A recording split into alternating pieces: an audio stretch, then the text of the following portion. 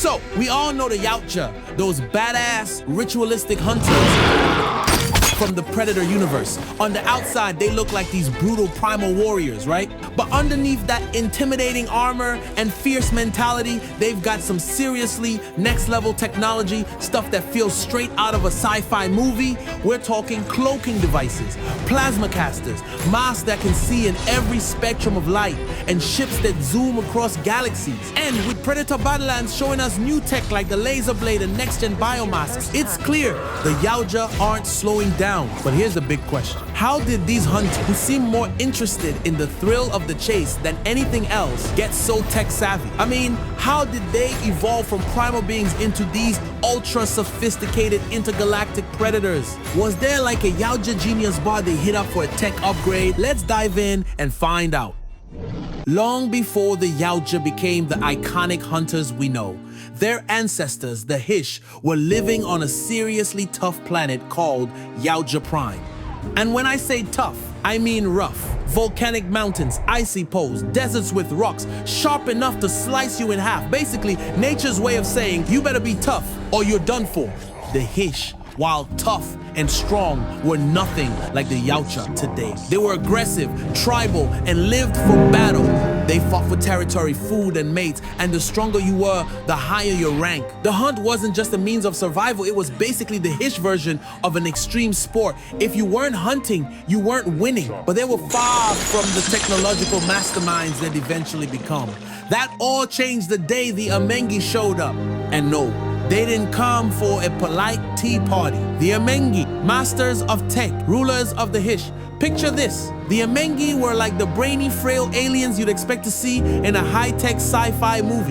They came to Yautja Prime, and instead of offering peace talks, they conquered. And by conquered, I mean they basically turned the Hish into their unpaid interns. The Amengi enslaved the Hish, forcing them to work in mines, gladiatorial arenas, and, wait for it, repairing Amengi technology. And here's the thing, the Hish didn't fully understand how these machines worked. They were more like, what is this shiny box? But hey, they learned. So imagine a species that spent their entire existence fighting each other suddenly being forced to fix alien tech. That's a 180-degree shift. 1 minute they're slashing each other with bone knives. The next they're trying to repair spaceships. Talk about an upgrade. They didn't just study the tech though. They got smart. They started figuring out how the energy flowed, how the systems connected, and pretty soon they were like, yeah, we could totally build this, but better. Enter Kaile, an albino Hish with a serious edge. This guy wasn't just a warrior, he was a genius tactician. He united the tribes and led the Hish in a rebellion that took down the Amengi. And get this, Kaile didn't just beat the Amengi, he took their armor as a trophy. This wasn't just a victory, it was the birth of the Yautja. Talk about a power move. Imagine getting your first promotion, and instead of a new title, you walk away with your boss's suit of armor as a new uniform. Major flex, the Yautja's tech. Built for the hunt, not convenience. Now, the Yautja didn't build tech for fun. They didn't design stuff to make life easier or more comfortable. Every single piece of technology they create, from their plasma casters to their wrist blades, is made for one thing: the hunt. Seriously, these guys don't build things for convenience. They're not here to binge watch Netflix or order pizza. Nope, they're here to hunt. So, naturally, their weapons are perfectly suited for tracking, hunting, and killing. Take their biomasks, for example. These aren't just helmets. They're basically a battlefield operating system that gives them thermal vision, bioscanning, tracking, and even air filtration. Basically, their masks do everything but make you a sandwich. And their cloaking tech, you won't see them coming, literally. It's like the perfect hide-and-seek cheat code, except the stakes are life and death. Who's really building the tech? But here's something most people don't know. The Yautja don't build all their tech themselves. The descendants of the Amengi, now known as the Servites, still exist, but they've become an enslaved engineering caste for the Yautja. They help design, maintain, and upgrade the Yautja's gear in exchange for sustenance and intellectual challenges.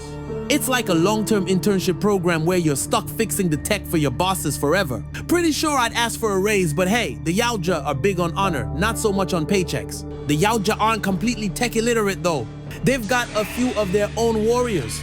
like Dek from Badlands, who are skilled enough to repair and even upgrade their own weapons on the fly.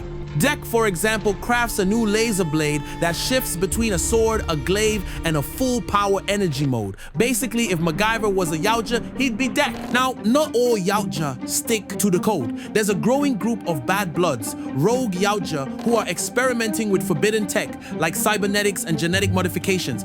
These guys throw the honor code out the window and are playing with some seriously dangerous stuff. It's like when your buddy in science class decides to mess with the chemistry set, and the next thing you know, boom, these rogue Yautja don't follow tradition and their tech is unpredictable. So how did the Predator get so sophisticated? It's all in their history. They were forged in the brutal environment of Yautja Prime, where only the strongest survive.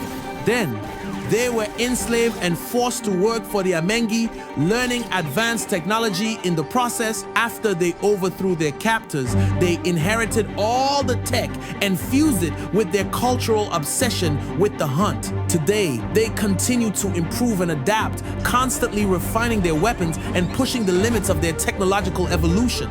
The Yautja are the ultimate blend of ancient tradition and futuristic weaponry. And as we saw in Badlands, they're still evolving, finding new ways to innovate while staying true to their primal roots.